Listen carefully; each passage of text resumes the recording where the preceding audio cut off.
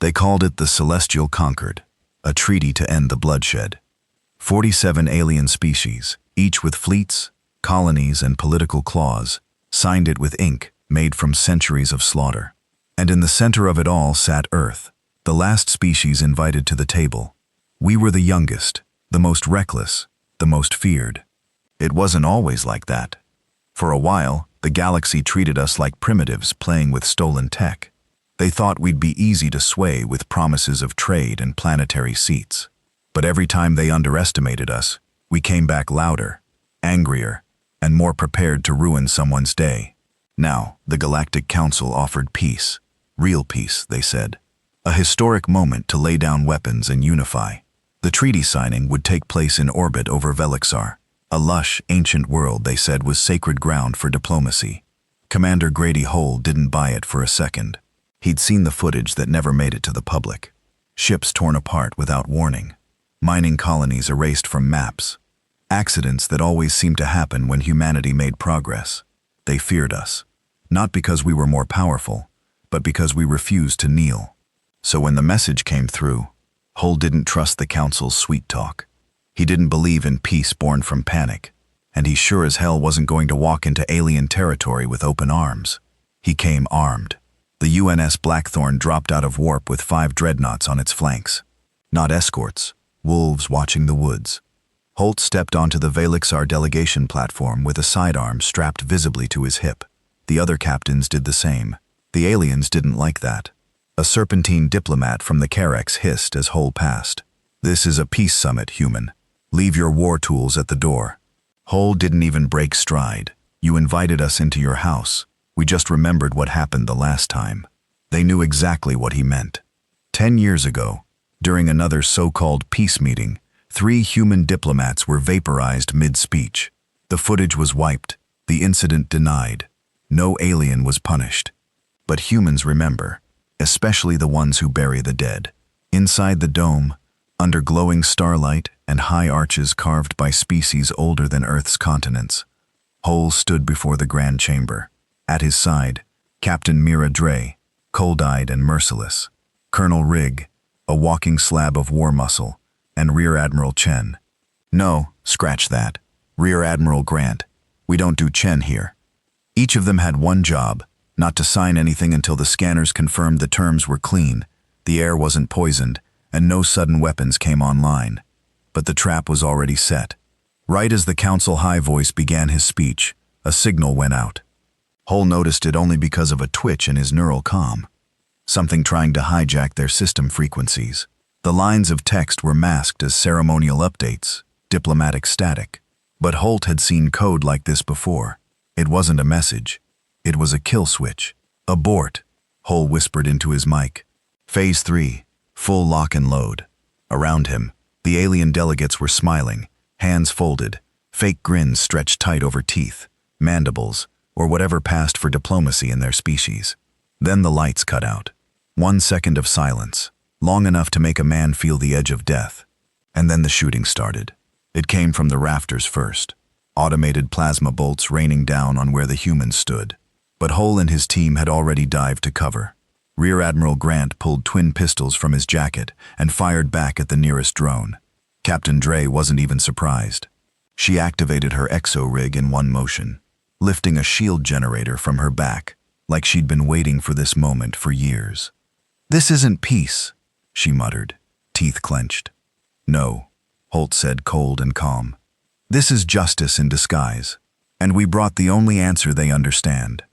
He slammed his palm into a hidden console built into the delegation platform. From orbit, the UNS Blackthorn received the code. A second later, Earth's contingency plan roared to life. 6 orbital kinetic rods, each the size of a submarine, began their descent. Peace was dead, but humanity was just getting started.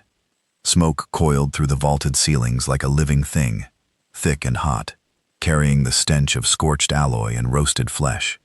Alien screams echoed through the chamber, a mix of confusion, betrayal, and fear.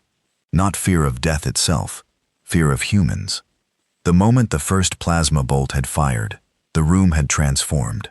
No longer a hall of diplomacy. Now it was a kill box, and humanity had seen it coming. Commander Holt knelt beside the cracked DS, shielding himself from another volley of incoming fire. He didn't flinch, didn't shout, just calmly keyed in coordinates to his HUD and growled into comms. Target uplink confirmed. 5 seconds to impact. Watch for debris. From the sky above, the UNS Blackthorn's payload began to fall. They called them Thors, because when they hit, even gods would bleed. Kinetic rods, solid tungsten, no warhead, no explosive, just mass, speed, and the rage of an entire species fed up with lies. Captain Mira Dre crouched beside him, dragging an injured security tech behind a half-melted column. Her voice was out 10 rods. Holt shook his head. 10 would have been mercy. This is a message. He looked up through the chaos as a drone clipped his shoulder with a bolt of plasma. The pain flared through his bicep, but he bit down hard and kept firing. No cry, no weakness. Humanity didn't bleed in front of its enemies, not without returning the favor tenfold. Suddenly, the entire chamber shook. Not from weapons, not from any fleet. The first rod hit. It didn't strike the diplomatic dome itself. Not yet. Hull had chosen its coordinates carefully. It landed on Velixar's military garrison 5 kilometers south, where the real strike teams were waiting to storm the summit once humanity was disarmed. Or so they thought. The ground trembled like it had a heartbeat. A roar swept over them, deafening and low, and seconds later, a column of dirt, fire, and obliterated metal rose into the sky like a demonic tree. The garrison was gone, just gone. The shockwave cracked the summit walls. Panels ripped from their frames. Columns groaned, snapping under the pressure. Alien guards staggered, losing focus. That was enough. Rear Admiral Grant emerged from the left flank with 2 squads of armored Marines, their rifles barking like angry gods. No war cries, no shouts, just clean, brutal precision. They fired into the upper balconies first, clearing the automated turrets and snipers hiding in carved architecture. Then they turned on anything that wasn't wearing a human exor. Confirmed breach, Grant said through the squad channel. Chamber secured in 90 seconds. Colonel Rigg was already on the move. He moved like a tank, his armor custom-built for CQB, close quarters brutality. He carried a 12-gauge kinetic shotgun that pulped 2 slithering Curex guards before they even got a warning out. The third tried to crawl away with half its spine exposed. Rigg put a boot through its skull. "Where's the Council High voice?" He barked. "I want that freak alive." A brief scan painted a blinking icon above the back corridor. Hull grinned. Running. Of course. The bastard had vanished the second things got hot. Probably thought he'd escape in some stealth skimmer. Probably had an evacuation tunnel built into the goddamn diplomatic floor. "Dre, flank him. Rigg, you're with me." Holt reloaded his pulse rifle and took off after the Council's head diplomat. His boots smashed over shards of marble and crushed alien artifacts worth more than nations. He didn't care. He wasn't here for culture. He was here for revenge. Down the hallway, lights flickered. Blood smeared the walls. One of the alien guards, some bird-faced bureaucrat species, was slumped against a door, a gaping hole in its chest. Hull kicked the body aside and hit the panel. Locked. Didn't matter. He stepped back and fired a single shot from his underlung breacher. The door exploded inward with a scream of bending metal and sparks. Inside, chaos. The high voice, a withered 4-limbed gray thing draped in ceremonial robes, stood at the far end, his eyes wide, chest heaving, a stolen alien sidearm shaking in his claws. "You brought war to a sacred table," the creature shrieked. "You've doomed everything." Hull raised his weapon but didn't fire, not yet. "You signed our death warrants with a smile. What did you think we'd bring? Flowers. You broke the accord. There never was an accord. There was just a cage. We just brought bolt cutters." Behind him, Dre entered, rifle raised. Her voice was flat. "We got company incoming. Full strike team from orbit, stealth pods. They're still trying." Of course they were. Holt stared down the alien, hatred glowing in his voice. "You planned this ambush thinking we'd play nice. You counted on the stupid, naive part of humanity. You forgot we're also the species that burned its own atmosphere just to win a war." He stepped forward and pulled the alien's weapon from his clawed grip. "We don't forgive, we don't forget, and we don't kneel." Then he turned to Dre. "Is the stream active?" She nodded. "Live across every system. They're watching." "Good." Hull looked into the camera lens installed above the chamber door. It was broadcasting to every major world, every colony, every species that thought humanity could be put back in its box. "Let this be known," he said, his voice iron. "Earth did not come here for peace. We came to survive. You tried to kill us. You failed." He raised his sidearm, and without flinching put a bullet through the high voice's chest. The alien crumpled, robes soaking in whatever passed for blood in his species. A beat of silence, and then Hull turned back to Dre. "Launch the final 2 Thors on the capital shipyards." "Confirmed." She tapped her wrist. Rod 3 and 4 locked. Impact in 90 seconds. The UNS Blackthorn miles above was already shifting. Earth's last resort command ship. It didn't bristle with guns. It was the gun, a floating sentence of death with one purpose: to remind the galaxy that humanity didn't play by the same rules. Inside, orbital rods dropped into freefall. Not aimed at soldiers, not at fleets, at infrastructure. At the root, one struck the Velixar capital shipyard, leveling a construction facility that had been preparing an experimental fleet to patrol peacefully along Earth's trade routes. The second hit a resource depot used by the Tolkari, a species that had been secretly funding raids on human outposts while preaching neutrality. Both vanished in fire and gravity. Back inside the summit dome, Holt sat on the fractured steps of the Chambers' throne, breathing heavily, arm burning, but eyes still sharp. He knew what was coming. Now the galaxy would come for them. No more subtle sabotage. No more puppet factions. This was war, open and wild. But for the first time, it would be fought on Earth's terms. And Holt didn't mind that one bit. He opened a comms line to Fleet Command back home. "Treaties burned. Enemy plans exposed. We neutralized their command chain."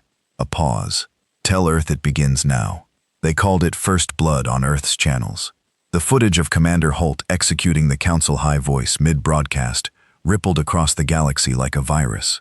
Every backroom diplomat, every spineless planetary governor, every alien cartel boss who once spoke the language of peace with a knife in hand. Now they saw Earth for what it had truly become, a problem they could no longer manipulate, a beast they couldn't muzzle, a fire that wouldn't go out just because the galaxy demanded it. The Council's orbiting comm stations went dark 6 hours later. A direct EMP strike from UNS covert frigates, hidden behind Velixar's secondary moon, fried their entire diplomatic relay grid. Every alien message demanding surrender, every threat, every desperate attempt to talk this out, was silence. And in that silence, Earth moved. Commander Holt didn't wait for orders. Earth Command didn't need to send them. They understood each other now. The leash had snapped. No more red tape. No more negotiations. No more begging for a seat at a table that was always rigged. Hull stood aboard the UNS Blackthorn's bridge, staring out at the Velixar skyline as it burned. Ash curled into the clouds. Alien ships limped through the atmosphere, trying to evacuate delegates that would never get the chance to betray another soul. Humanity wasn't fighting a war anymore. It was erasing a mistake. Admiral Thorne, his face worn and hardened like a cracked hull, appeared in the central display. "We've confirmed orbital lockdown. Velixar is isolated. You've got 5 hours before the next wave comes knocking." Holt nodded. "Make it 3. We're staying to leave a memory." Thorne's mouth curled just slightly. Not a smile, just approval. He disconnected, and Hull turned to the room. "Dre, inventory on munitions.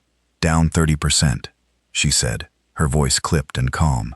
"But we've still got enough to vaporize a city. Rig has ground teams sweeping the tunnels. Rear Admiral Grant took the eastern flank and already repelled 2 extraction squads."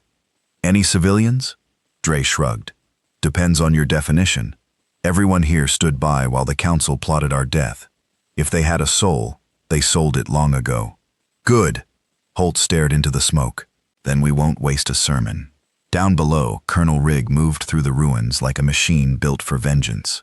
His men swept room after room in the underground bunkers, not for survivors, for evidence. And they found it. The tunnels beneath the diplomatic dome weren't just escape routes. They were weapon caches holding bays, each one labeled under fake peacekeeping programs. Some contained modified gene weapons, viruses tailored to human biology. Others held tactical nanobot shells meant to target neural implants. One chamber was worse. It was cold, lined with glass pods. Inside, bodies human, some partially dissected, some still breathing barely. Test subjects, prisoners taken from accident sites, the very people Earth had been told were missing due to mining failures or spatial anomalies. Rigg stood there for a long time, jaw tight, fingers flexing on his rifle. One of the surviving prisoners, an older man, skin pale and scarred, voice, looked up from the floor. "You came?" he croaked. Rigg didn't respond, just knelt and handed the man a sidearm. The prisoner blinked, trembling. "I can't. I don't know how to use this." Rigg leaned in, pointed at the ones who did this, and squeeze. Then he stood and turned to his calm. "Commander Holt, we've got confirmation. Experiments, biologicals, missing civilians. You were right. It was never about peace. This was a slow execution." Holt didn't say, "I told you so." He didn't need to. He just replied, voice flat, "Record everything. Upload it to every unsecured channel. I want the galaxy to see what peace looks like from their end." Dre tapped in the stream. Across hundreds of thousands of systems, the truth began to pour out.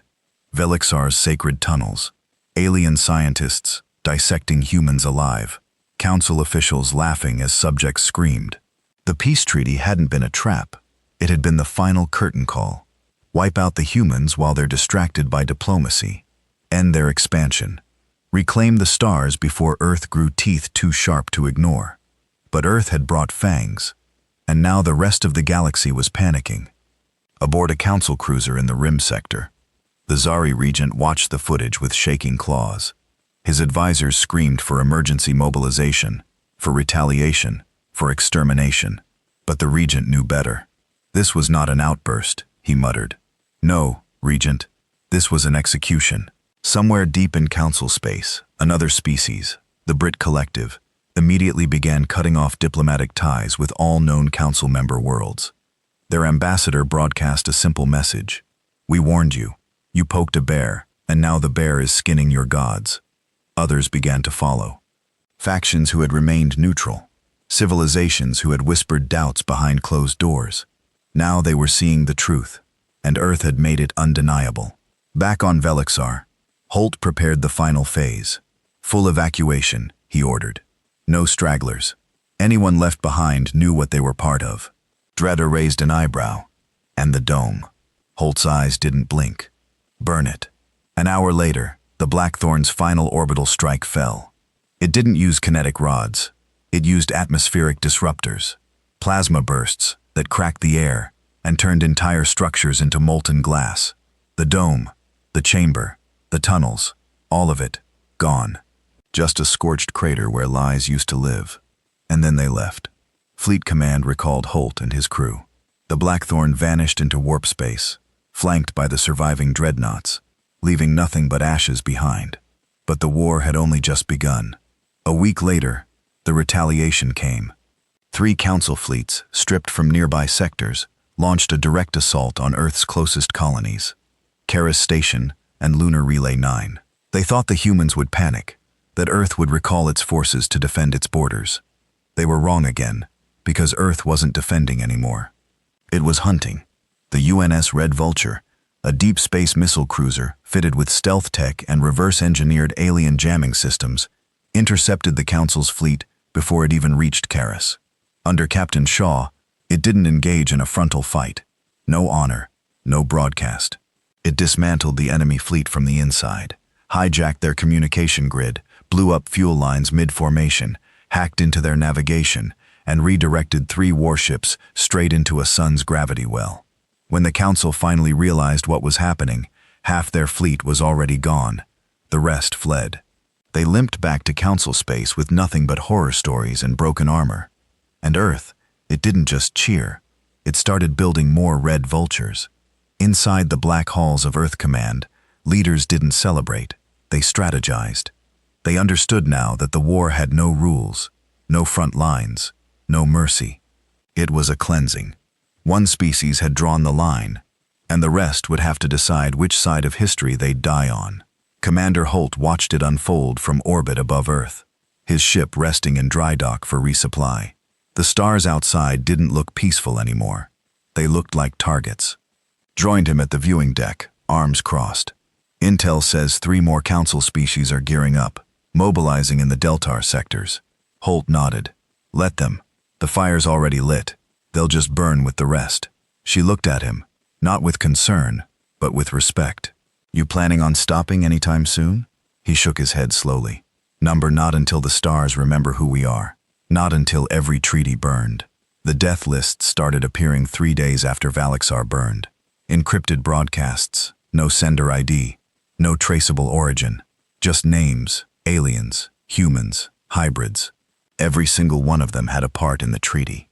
Some were executioners, others were silent benefactors, council members, CEOs, weapons scientists, collaborators, governors who closed their eyes while human colonies were erased and called it diplomacy. Earth stopped pretending to play politics. Now it played God. Every name on those lists had 48 hours, and they all knew what came next. Across the stars, light started going out. The Bracken Minister of Boerfair, one of the architects behind the gene virus designed to target human respiratory systems, was found in orbit above Zolokar 6, flayed open in his own escape pod. No trace of forced entry, no escape logs, just a single sentence burned into the glass of the pod window. We remember 3 hours later, a council spy lord based in the merchant moon of Valtrich was liquefied mid-broadcast. His neural uplink had been hijacked during a transmission, and the feedback loop melted his brain inside his skull. The message that flashed across the screen just before his eyes bled out was even simpler. So do we. They tried to call Earth terrorists, fanatics, rogue elements, but they knew the truth. It wasn't a rogue squad. It wasn't a handful of madmen. It was the system now. A coordinated state-sanctioned operation. A global consensus signed in blood and steel. Anyone who conspired in humanity's slow genocide would pay. No matter how long it took, no matter how far they ran, Commander Hole was back in deep space, standing in the war room aboard the UNS Blackthorn. It was no longer just a battleship. It had become Earth's mobile execution chamber. Around him, Dre, Rig, and Grant stared at the newest dossier, a target on Eltrix Prime, an Axian ambassador who'd funneled tech and tactical data to the Council fleet under the guise of peace programs. Disguised his shipments under humanitarian aid, Dre muttered, shaking her head. Fed intel on our Mars expansion to the Council. That data was used in the Helen massacre. Rig spat. I was at Helen. That bastard's getting his teeth handed to him, even if I got to pull them out one by one. Hole looked over the profile. He lives inside a civilian fortress, surrounded by an unarmed species, protected by neutrality laws. Grant folded his arms. So Holt nodded slowly. So we don't go loud, we go surgical. The UNS Whisper, Earth's newest stealth corvette, entered Eltrix Prime orbit under the call sign of a medical aid vessel. No weapons showed on scans, no threat ID, just a floating hospital. Another quiet miracle from Earth's benevolent outreach programs. No one questioned it. They wanted to believe humanity had calmed down, that maybe the outbursts were over, that maybe the fire was dying. But inside the Whisper, Commander Holt moved like a shadow. He was dressed in civilian gear, no armor, no insignia, just a tired man with a face that could disappear in a crowd. He didn't need a team. This one was personal. The Axian ambassador named Taval lived in a glass spire above a neutral zone compound. The building was a monstrosity of false peace. Hanging gardens, meditation pools. He even had human servants, rescued slaves, he claimed, who were paid in coin and sanctuary. Hole entered through the public access channel. No alarms, no questions. The doorman, an old cybernetically enhanced reptilian, nodded politely. Peace be upon your journey, traveler, he rasped. Hole didn't reply. He rode the lift to the top floor. Security scanned him, found nothing threatening. Of course it did. Holt had removed the metal from his body years ago. Neural wetware, Ceramic-encased weapons, micro-threaded charges under the skin. Nothing pinged. Treval stood at a curved window, sipping from a crystalline goblet. He was 7 feet tall, half-transparent, with the smug posture of a creature who'd never had to fight to survive. "I assume you're here to discuss reparations," Treval said without turning. "My species was coerced into supporting the council. I trust Earth will be fair." Holt pulled the knife from under his sleeve and buried it in the base of the alien's spine. Treval gasped, jerking backward. The blade was designed for this. No sound, no splash, just pain and paralysis. Holt leaned in as the alien slumped to the floor. "You smiled while humans died on Helen, watched the footage at your feasts, paid mercenaries to break our supply lines, and called it strategy." Treval tried to speak, blood bubbling in his throat. "I'm not here to negotiate," Holt whispered. "I'm here to remember." And then he twisted the blade until the alien stopped moving. On his way out, he didn't run. He walked. No alarms went off. No guards drew weapons. No civilians screamed. By the time his boots hit the hangar deck of the Whisper, the video had already gone viral. They'd recorded the whole thing. A perfect, clean angle. No blur, no edit. Hole, walking into a room with a monster. Hole walking out alone. The message was clear. No one was safe. Not anymore. Back on Earth, the civilian population didn't protest. There were no peace rallies. No campaigns begging for restraint. They had lost too much for too long. Fathers, sons, whole colonies. They wanted blood, and Hole gave it to them.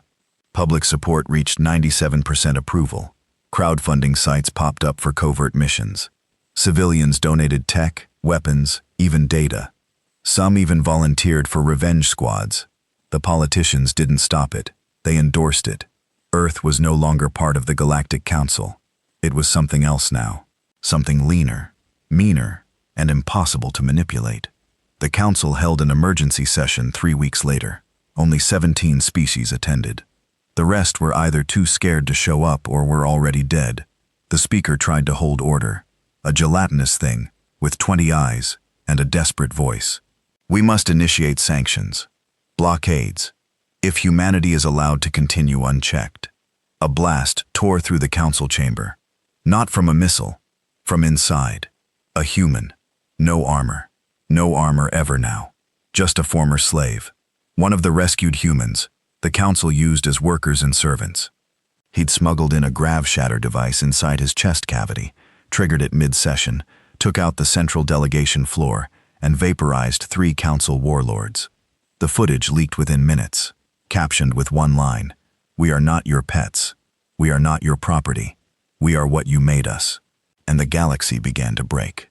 Alliances cracked. The Trisari turned on the Kerex, accusing them of withholding Earthstrike data. The Dorlans left the council altogether and opened trade with Earth, calling them the only honest killers in the stars.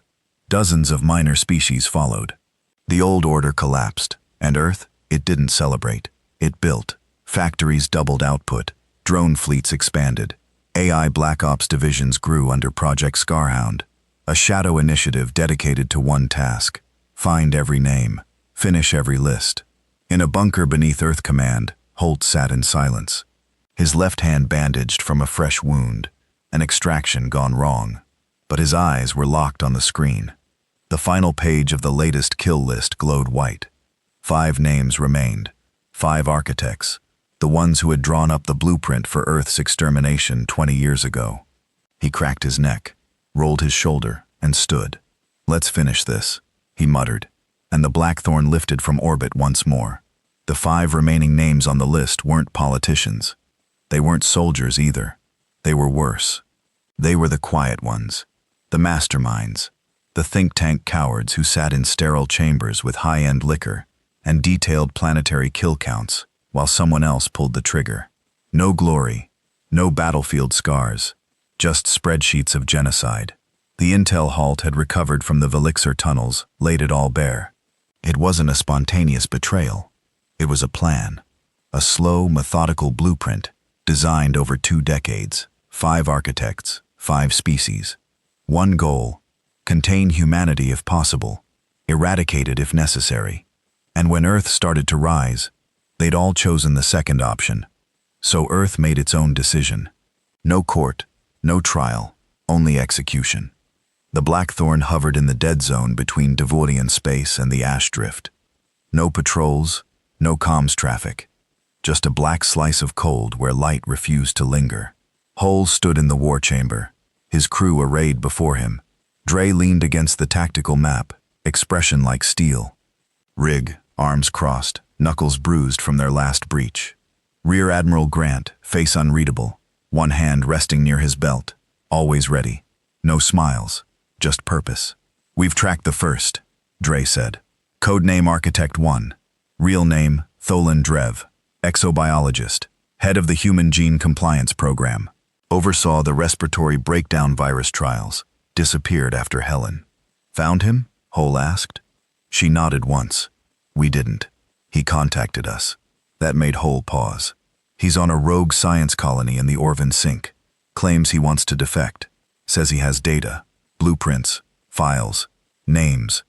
He wants protection," Rig growled. "After what he did?" "No," Dre said. "He wants absolution." That was worse. Holt didn't reply right away. He simply turned and walked to the viewport. The stars out there didn't sparkle. They loomed cold, watching. "He doesn't get absolution," Holt said finally. "He gets interrogation. Then he gets buried." "Agreed," Grant said. The plan was simple. Slip into Orphan Sink, under blackout protocol. Find Drev. Extract every last bite of what he knew. Then kill him. No broadcast. No public execution. Some people didn't deserve to be made famous. The Orvan Sink was a pit in the stars. An abandoned mining region full of dust storms, old asteroid hulls and half-dead comms arrays. A perfect place to hide cowards. The UNS Vigilant, a drop frigate, broke from the Blackthorn and went silent 5 clicks out. Dre piloted. Holt and Riggs suited up. They didn't take an army. This one was personal. The research station floated between 2 dead rocks, power flickering like it was begging for someone to shut it off. They docked on the lower port. Manual lock override. No lights, no welcoming party. Just a stale airlock that groaned, like an old man being asked to get out of bed for war. Inside, the stench was metallic. Not death, not decay, just neglect. Dre scanned ahead. Biosigns 1 basement level weak. They descended through flickering corridors, broken monitors, half-assembled drones. This wasn't a lab. It was a graveyard trying to remember science. And then they found him. Then Drev, pale, skeletal, still wearing a lab coat like it meant something. His hair had thinned into wires, and his eyes had the wide, twitching look of a man who'd lived too long in his own mind. He was hooked up to a neural chair, half fused with it. Wires in his spine, tubes in his veins. The kind of setup you used when you wanted to preserve a brain after the body quit. "You came," he rasped. "No one else would," Hull said coldly. Drev laughed a short, wet sound. "I expected a firing squad. You'll get that, but first you'll talk." Drev nodded. "I will. I have nothing left to hide." It was never about hate. You know? It was fear. You think that makes it better? No. Drev looked up, and for the first time, Hull saw it. Not remorse. Not regret. Resignation. You were evolving too fast. Faster than the models predicted. Every time the council pushed you down, you adapted. Smarter, angrier, harder. He coughed, blood speckling his chin. "So they told us to find a pressure valve, something to keep you compliant. When that failed, they asked us to draw the kill tree." Holt's fists clenched. "You were supposed to die in 3 generations," Drev continued. "That was the plan. Phase out fertility. Collapse food chains. Make it look like mismanagement and bad policy. You'd vanish without war. But it didn't work." Dre muttered. "No."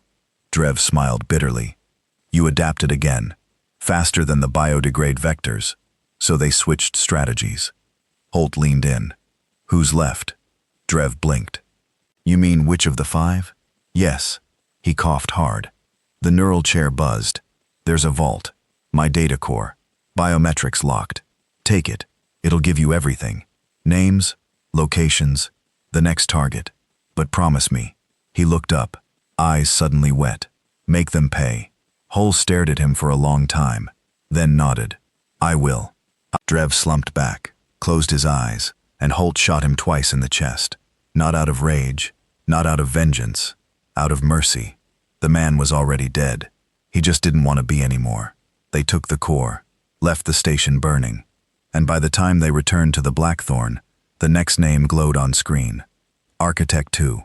Veltri, financial overseer of the entire anti-human economic embargo, the one who funneled funds, blocked trade routes, and starved colonies with silent sanctions. She lived like a queen now, hidden on a floating palace station in neutral terrace space, surrounded by guards, shimmering parties, layered defense systems. She wasn't hiding, she was taunting.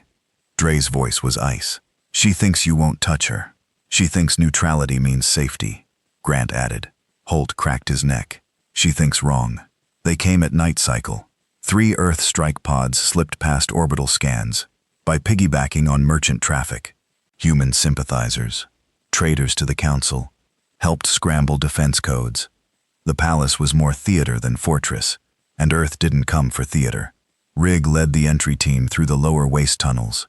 They moved fast, quiet, no alerts, no chatter.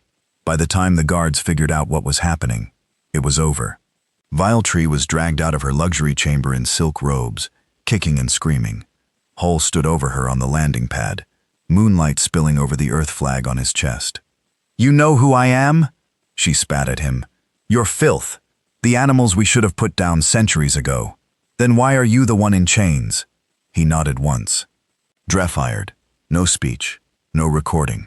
Just one clean kill. The message was already known. There are no safe zones anymore. Not for those who plotted against Earth. 3 remain, and they're running. Each one has their own bunker, their own little army, their own hideouts, defenses, escape routes. It doesn't matter. Earth has declared war without end. Holt stared at the stars from the Blackthorn's deck, his voice low but unshaken. They thought they were killing a species. They didn't know they were building one. Dre stood beside him, arms folded. We've become what they feared. No, Holt said. We've become what they deserve. The Blackthorn drifted above the fractured moon of Hilarion, one of the last neutral territories still operating under the illusion of diplomacy. Below, ash clouds curled over the jagged surface like the smoke from a funeral piece, the remnants of a failed rebellion, funded by enemies who had already paid with their lives. Commander Holt stood over the flickering hologram of the next target. Architect 3, Varndella. Species, Corin. Occupation, civilian mobilization strategist. Crimes, coordinated internal destabilization of Earth-loyal colonies through weaponized economics, famine algorithms, and proxy cults. Status, at large. Location, unconfirmed. Suspected asset, the Scorch Protocol. But it was the last line of the datasheet that made Holt's jaw clench. Currently being sheltered by human collaborators on Titan. That was new. Earth's enemies had always been alien. This was something else. Dre leaned over the console beside him, voice clipped. The SIGINT confirms it. A faction calling itself the Titan Accord is sheltering Varndella in exchange for weapons, off-world transport rights, and anti-orbital shielding tech. Why would they side with him? Rig muttered, disgusted heavy in his tone. He helped starve us, burned 6 colonies into the dirt. They think the Council's making a comeback, Grant said. They think if they kiss the right alien boots, they'll survive the fire. Holt didn't say anything at first. His face was stone, cold. Then what assets do we have on Titan? Dreddy pulled it up instantly. Minimal. We pulled back most of our forward ops after the Helen incident. 1 agent embedded. No fleet presence. Accord's number about 1,200 strong. Lightly armed but dug in. Shield towers. Surveillance arrays. Civilian zones are spread through the outskirts. Grant arched an eyebrow. They're hiding behind their own people. Rig cracked his knuckles. Doesn't matter. Hull nodded slowly. No speeches, no negotiations, no psychological operations.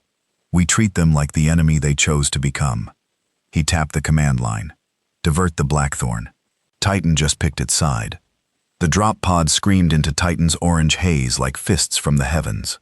5 thunderclap impacts shook the ground across the main Accord base, scattering defenders, frying cameras, disabling their crude tracking systems. Holt's team came in behind them, tight, fast, ruthless. There was no resistance at first. The Titan Accord had expected threats, maybe embargoes, political pressure. They hadn't expected judgment. The UNS shock troops breached the first hangar like wolves let loose in a sheep pen. Every traitor with a weapon was gunned down. Those who dropped their rifles were zip-tied and branded for interrogation. No one got a pass. The Accord's leader, a former Earth Navy lieutenant named Creel, was captured trying to upload files off-world. Holt found him in the comms tower, fingers bleeding from trying to override the lockout on his data port. "You knew who he was," Holt said quietly, pointing at the transmission log showing Varnell's last digital handshake. Creel didn't deny it. "You think we wanted this?" the man hissed. "Earth's losing control. You're not fighting for survival anymore. You're turning into the very thing we were afraid of." Holt didn't flinch. "Number. We're fighting for justice. You just didn't like that justice includes you now." He turned to Rig. "Take him outside." Creel screamed all the way to the wall. The intel they ripped from Titan Accord files painted a clear path. Varnella had been moved days ago, exfiltrated to an old asteroid cluster known as the Husk Rings, near the Black Veil Expanse. No official colony records, just a string of abandoned mining outposts, converted into intelligence black holes. Perfect place for a roach to hide. The Blackthorn rerouted again deeper into the dead systems. Holt's fury didn't cool. It calcified. He manipulated humans. He growled. "That's different. He's not just trying to kill us now. He's trying to divide us. He thinks if we start turning on each other, we'll forget about him." Dre muttered. "He's gambling on us being soft with our own." Holt said. "That ends now." The Husk Rings weren't pretty. Asteroids stitched together with docking cables and jury-rigged power systems. Rotating stations creaked like haunted ships in deep water. No communications, no response, just dead quiet. The UNS Vigilant launched ahead under blackout.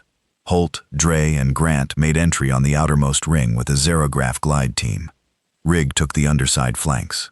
His domain was breach and clear. They moved through old corridors built for miners long dead. Lights flickered. Gravity sputtered. Something about the place rear of betrayal. Then they found it. Central chamber reinforced. The kind of place designed to survive a starquake. Inside, holograms flickered.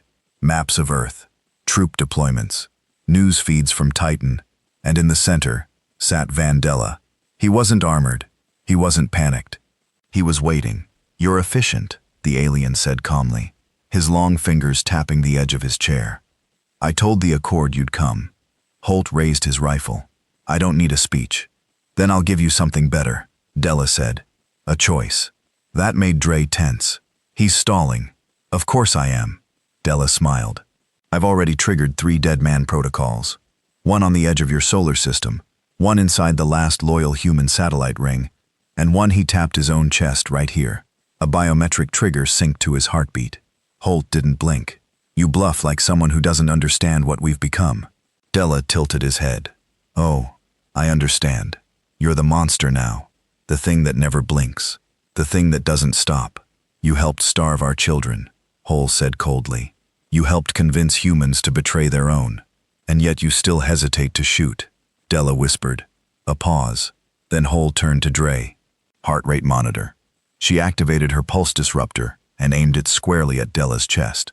The weapon fired with a soft thump, a needle-thin bolt that froze his heart instantly. He gasped once, stiffened, then slumped forward, eyes wide. No explosion, no dead man code, just a corpse. Dre smiled. "Guess he overestimated himself." "Like they all did," Holt said. "They didn't upload the footage. Didn't need to. This wasn't for the galaxy. It was for Earth." Back on the Blackthorn, Holt reviewed the aftermath reports. The Titan Accord was dismantled. Collaborators rounded up. The faction's assets seized. Della's data core was decrypted, full of strategic sabotage plans and experimental psychological warfare blueprints designed to destabilize human unity. Everything had been a long play, a slow knife, and Earth had just snapped the blade. 3 architects down, 2 left. But the real change was something else. Humans had finally turned on humans, and they'd paid for it in blood. Hull stood alone in the command deck, looking out at the stars that had once seemed endless. Now they looked smaller, meaner. Not because they had changed, because Earth had outgrown fear. Dre approached, her voice low. "We're not the same species we were when this started." "We never were," Hull replied. "They just woke up the wrong version." Riggs stepped in from the lift, blood still on his gloves. "We ready for the next?" Hull didn't answer immediately. He stared at the final two names glowing on his screen. One was hidden in the deepest council vaults. The other was already inside Earth's orbit. The last war hadn't started in orbit. It started in a boardroom, under golden lights and champagne toasts, on Earth's most protected continent, surrounded by men who'd never worn armor, but held the fate of billions in their polished hands. And one of them wasn't loyal. Holt stood in Earth Command's central chamber, staring at the last decrypted logs from Architect 4's data core. The text scrolled past in brutal simplicity. Coordinates, encrypted messages, falsified fleet manifests. But it was the last line that cracked something inside him. Asset D9 embedded on Earth. Human status operational. Rig leaned over the console, arms stiff. This can't be right." "It is," Holt said flatly. Dre crossed the room, datapad in hand, her jaw clenched. "The Council wasn't betting on our extinction by force anymore. They switched tactics years ago. They banked on erosion. One trader at the center guiding policy, blocking retaliation, rerouting supply chains, softening our backbone." "Asset D9, Grant muttered, stepping into the room. "Is Director Damon Rowe?" Hull didn't blink. "Of course it is." Roar was a name carved into the foundation of Earth's survival. Head of strategic allocation, hero of the Great Collapse, orchestrator of post-war recovery, and trusted advisor to every fleet admiral in orbit. But Roar had never fired a shot, never stood in a trench, never even left the safety of the Blue Zone's triple-layered luxury towers. And somehow that made him perfect for betrayal. Riggs slammed his fist on the metal railing. He sat in on every deployment meeting, every retaliation operation. He signed off on the orbital strikes. Dre's voice was tight, and he delayed 90% of them. "Remember the Holith blockade delay? That was his override. It cost us 2 battalions. "Delays," Holt murmured. "Relocations. Soft sabotage. Always wrapped in red tape and civilian concerns." He turned towards the team, fire behind his eyes. He didn't need to fire a shot. He just made sure the gun was never loaded. They didn't move publicly. Not for this. This wasn't an orbital strike or a drone blitz. This was a cutting out, a surgical internal war. If Earth found out what Roe was, the fallout could fracture what unity remained. Millions looked up to him, trusted him. Holt would deal with the truth. But first, he had to deliver the bullet. The UNS Blackthorn returned to Earth orbit silently, unannounced. Hull changed into civilian gear, ditching armor for something less obvious. Dre and Rig followed in plain clothes. Grant remained aboard the ship, ready to launch full orbital lockdown if Holt's mission failed. They took a dropship under the call sign of a logistics review team. Security at the Blue Zone barely blinked. Of course they didn't. The Blackthorn had high-level clearance, and no one questioned Roar's authority. That was about to change. The Blue Zone was quiet. White stone, trimmed trees, polished steel, no sirens, no hunger, no war. Ree's office sat at the top of Tower 7, a glass cathedral built on lies. Holt had walked these halls before, once believing he was looking at the mines, saving humanity. Now all he saw were cowards hiding behind numbers. They entered through the lift bay. Dre disabled the cams. Rig stood watch outside the executive suite. Hull stepped in alone. Roar sat behind his desk, a holographic display flickering with logistics numbers and population flowcharts. He didn't look up. "Commander Holt," he said. "Back from the frontier so soon." His tone was polite, warm, even. Holt didn't answer. Reed finally raised his eyes, and that's when the smile cracked. "You know." Hull stepped closer, silent, deadly. "I don't know everything," he said coldly. "Not yet, but I know enough." Rowe leaned back, the tension tightening his face for just a moment before he smoothed it away. "You're wrong, Commander. You've been lied to." No, Holt said. You lied. While we bled out in the dirt, you sold pieces of us to the ones holding the knife. Rose sighed. You think war is only fought with guns, but it's more complicated than that. It's negotiations, influence, power, control. I made sure Earth survived. You made sure Earth suffered, Hull growled. While the Council erased our colonies, you were busy reallocating defenses to neutral zones that didn't exist. I gave us time, Roar said quietly. If the Council thought we were manageable, if they thought we could be domesticated, they'd stop trying to annihilate us. They should have finished the job, Holt snapped, because now there's no leash that'll hold us. And you're the last hand feeding the enemy. He raised the weapon, a compact slug pistol. Not plasma, not explosive. Clean, quiet. Roar's eyes didn't flinch. You'll make me a martyr. You're not important enough, Hull said. You're a cancer. We cut out. He fired once. Roe slumped over his desk. No alarms, no broadcast. Dre stepped in seconds later. Office scrubbed, logs cleared, no trace. Wasn't doing this for secrecy, Holt said. I did it for us. 2 days later, the official report read, Director Damon R. died in his sleep of a cardiovascular event. A replacement was named, one who knew which side of history mattered now. But in dark forums and off-grid comms, rumors spread like wildfire. They said Hull killed him. They said Re was a traitor. They said Earth was now clean. The people didn't riot. They celebrated. Now only one name remained. Architect 5. Species unknown. Codename the Warden. Last confirmed location. A Council deep vault in the outer brink. Coordinates decrypted from Della's core led to a black site world, not even marked on official maps. Just a cluster of debris around a neutron star, sealed under ancient encryption. It was where the Council kept their worst secrets. And Halt was coming. No more traitors, no more hesitation, just vengeance sharpened into the shape of a final bullet. On the Blackthorn's deck, Holt stood in silence as the ship approached the outer brink. Dre moved beside him, calm as ever. Ready for the last ride? No, Holt said, but we're going anyway. Riggs stepped into the war room, blood already on his sleeve. Just got word.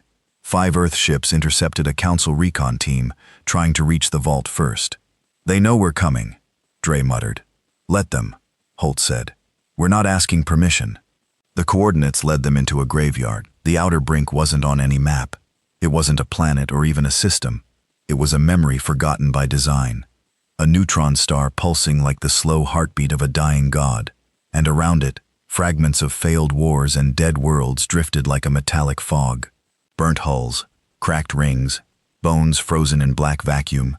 No patrols, no broadcasts, no warnings. Just the deep, deaf silence of something waiting to be uncovered. The UNS Blackthorn held position outside the debris ring. Holt stood on the command deck, helmet clipped to his belt, voice grim. This is it, he said quietly. The vault's inside that debris field. Council designation Murmur 9. Grant's voice came through the overhead. We've confirmed a single signal source. Low power, deep subsurface coated layers suggest a planetary core base to survive direct impact or stellar collapse. Dre added, we've also confirmed life signs. Just one same location. Rig grunted. It's him, the Warden, the last architect, the mind behind the virus codes, the original theory crafter of humanity's containment, the one who started it all and disappeared before the first shot was fired. No species identifier, no image. Just a code name passed through intercepted Council messages like a ghost. And now he wasn't hiding anymore. He was waiting.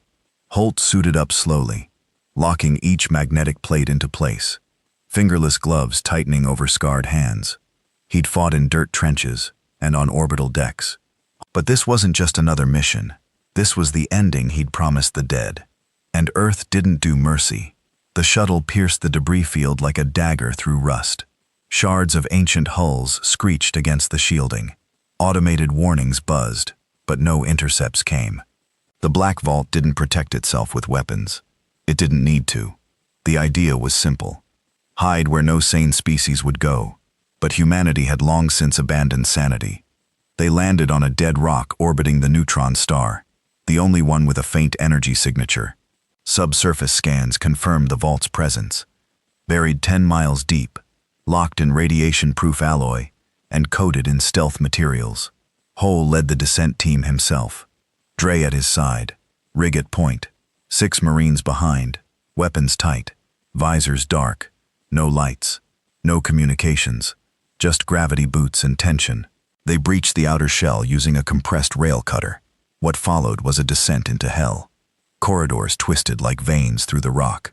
The walls pulsed with old shielding tech, powered by a still-beating core. No signs of life, no traps, no resistance. And then a door, a vault door, 10 meters tall. No handles, just a blank face of alloy. But the moment Holt stepped forward, it opened. By invitation. The chamber beyond was sterile, circular, white, and at its center sat a single figure. Tall, thin, humanoid, but wrapped in a skin-tight interface suit that shimmered with data pulses. Not alien, not quite human, something in between. No guards, no defenses, just a chair and a voice. I was wondering how long it would take you. Hull didn't raise his weapon. Not yet. He stepped forward, eyes cold. You're the warden. The figure nodded slowly. That's what they called me. But I was never a jailer. I was the architect of containment, not punishment. Prevention. Dre moved in behind Holopon trained. Prevention of what? The warden looked up, and for the first time they saw his face. Human, older than any of them. Skin creased from artificial gravity and age manipulation. Eyes sharp but empty. Rig's voice was ice. He's one of us. No, the warden replied calmly. I was before you. Gen 1 colonist, pre-expansion. I saw what humanity became after we broke into the stars. The wars, the scorched planets. I saw the pattern. He stood slow and deliberate. You don't conquer planets. You consume them faster than any species, more violently than the war flesh of the Karax. I watched Earth evolve into something unstoppable. I did the math, the simulations, the psychological mapping. He stepped closer, almost reverently. You were never going to integrate with the galaxy. You were going to devour it. So you tried to kill us, Hull said flatly. I tried to protect the future. You turned your back on your own kind. Rig growled. While kids starved on Mars colonies because you cut supply chains, the warden didn't flinch, because I knew what was coming. You won. That's the proof. You became everything I feared. You didn't unify. You retaliated. You erased. Holt stared at him, then drew his weapon. You're right about one thing, he said. We don't unify with monsters. We end them. But the warden didn't reach for a weapon. He simply pointed to the chamber wall where a new panel began to glow. You can kill me, he said. But that panel controls the Echo Protocol, a failsafe, a signal coded to erase humanity's genetic signature from every known archival record in the galaxy. Not just death, eraser, future. Hey, I won't remember you. Biomapping will ignore you. You'll be gone. Dre's voice cracked the silence. You'd kill your entire species for that. The warden's voice didn't rise. I'd end a virus before it spread. Wall said nothing. He walked past the warden, stood before the console. Lines of code flickered. A single button blinked. Activate. And next to it, another purge. No passcodes, just a choice. You came all this way, the warden said, voice tinged with pride. To prove me wrong. Now prove it. Rig stepped forward, weapon ready. We end this now. Holt raised his hand and pressed purge. The entire vault shuddered. The Echo Protocol disintegrated. Every bit of data burning away in a visual storm of dying code. Red pulses flashed. Backups detonated in the walls. Even the warden looked stunned. You're not keeping it? No, Holt said coldly. We don't erase our enemies. We bury them. Then he turned, raised his pistol and fired. The warden collapsed with a single shot. No glory, no last words, just judgment. The Blackthorn destroyed the vault from orbit. No broadcasts, no speeches, no claims, just a flash and silence. The war was over, but Earth didn't celebrate. It prepared. Because even if the architects were dead, the galaxy still watched, still wondered, still feared. And Earth liked it that way. Back on Earth, Hole stood alone at top, a ruined spire overlooking the city edge. The stars above looked smaller now, not because they had changed, but because humanity had risen to meet them. Dre stood beside him. They'll come again. Yes, Holt said. But next time they won't come for peace. They'll come to beg.